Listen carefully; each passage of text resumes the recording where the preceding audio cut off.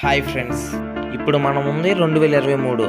ఇక్కడ నుంచి మనం 2070 వరకు వెళ్దాం. ఈ వీడియోలో చెప్పింది కేవలం కల్పితాలు మాత్రమే. ఇందులో కొన్ని జరగవచ్చు, జరగకపోవచ్చు. మారుతున్న టెక్నాలజీని దృష్టిలో పెట్టుకుని ఈ వీడియో చేయడం జరిగింది. అయితే ఇది ఎంతవరకు నిజమో తెలియదు.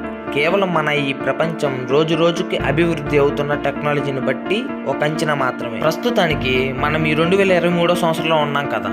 ప్రజెంట్ ఈ 2023 సంవత్సరం నుండి 2070 సంవత్సరం వరకు అలా వెళ్ళొద్దాం. ఇక విషయానికి వస్తే, భవిష్యత్తులో మన సాంకేతిక పరిజ్ఞానం చాలా అభివృద్ధి చెంది మన ప్రతిరోజు దినచర్యలలో చాలా మార్పులు రాబోతున్నాయి. అది ఎంతగా అంటే మీరు అసలు కలలో కూడా ఊహించిన విధంగా ఉంటుంది. ఇప్పుడు నేను చెప్పబోయే ఫ్యూచర్ టెక్నాలజీ డెవలప్మెంట్ కానీ చూస్తే మీరు ఆశ్చర్యపోవాల్సిందే.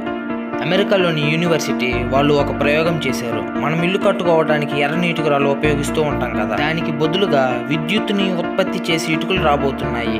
ఇప్పుడు మీరు చూస్తున్న ఫోటో అదే. ఇందులో నుంచి విద్యుత్తుని ఉపయోగించవచ్చు.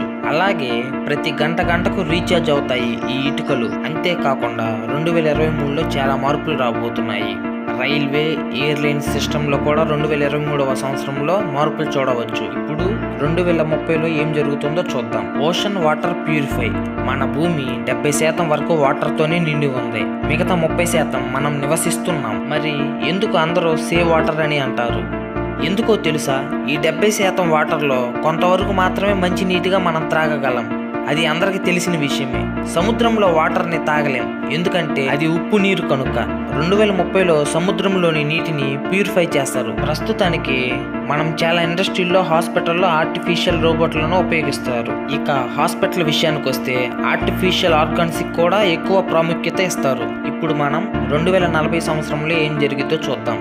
ఈ సంవత్సరంలో ప్రపంచం చాలా అప్డేట్ అవబోతుంది. అందులో ముఖ్యంగా మన ఇండియా 2040లో hyperloop bullet trains launch అయిపోయి ఉంటుంది.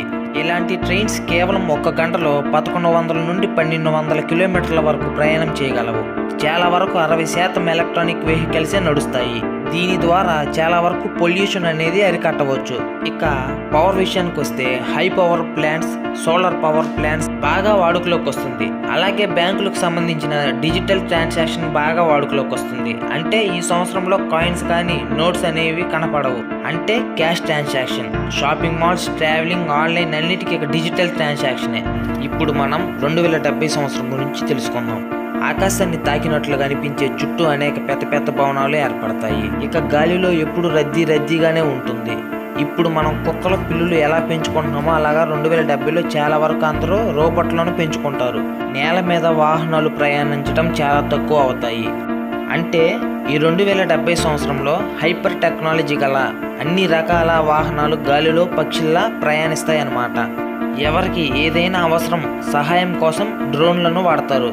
ఇప్పటి కాలంలో దొంగలను చూసాం. కానీ టెక్నాలజీలో మనకు బాగా ఉపయోగపడేది ఎయిర్ అంబులెన్స్. ఈ ఎయిర్ అంబులెన్స్ వల్ల ప్రమాదంలో ఉన్న వాళ్ళను, ప్రాణాపాయ స్థితిలో ఉన్న వాళ్ళను సులభంగా ప్రాణాలు కాపాడవచ్చు. ఎందుకంటే ప్రమాదంలో ఉన్న వ్యక్తిని ఎమర్జెన్సీ కోసం హాస్పిటల్కి తీసుకువెళ్ళడానికి కేవలం 4 నిమిషాలే ఎయిర్ అంబులెన్స్కి పట్టేది.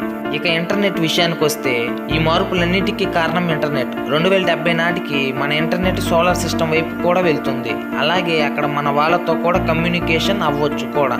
ఇంకా గ్యాడ్జెట్స్, మొబైల్స్, కంప్యూటర్స్ ఇలా అన్ని ట్రాన్స్పరెన్స్లో ఉంటాయి. వాటి సైజులు కూడా చాలా వరకు తగ్గిపోతాయి. రానున్న కొన్ని సంవత్సరాల్లో ఎమోషన్స్ అండ్ రిలేషన్స్ కూడా కనిపించకపోవచ్చు. అలాగే చుట్టాల్లో కూడా చాలా మార్పులు వస్తాయి. గవర్నమెంట్ జాబ్ మీద జనాలు అంతగా ఆసక్తి ఉండదు. నిరుద్యోగతనం అనేది చాలా వరకు తగ్గిపోతుంది. అయితే ప్రతి సంవత్సరం కూడా టెక్నాలజీ పరంగా మార్పు అనేది జరుగుతూనే ఉంటుంది. కాకపోతే మానవుడు ఏర్పరచుకున్న ఈ సాంకేతిక విప్లవం మంచికే వాడాలి తప్ప చెడుకి కాదు. మరి చూద్దాం ముందు రోజుల్లో ఈ మార్పు మంచికో లేక చెడుకో. మన టెక్నాలజీ ఎంత ఎత్తు ఎదిగినా టెక్నాలజీకి మనం బానిసలు కాకుండా ఉండాలి. ఈ వీడియో కనుక మీకు నచ్చినట్లయితే మన ఛానల్ని సబ్స్క్రైబ్ చేయండి. Thank you for watching.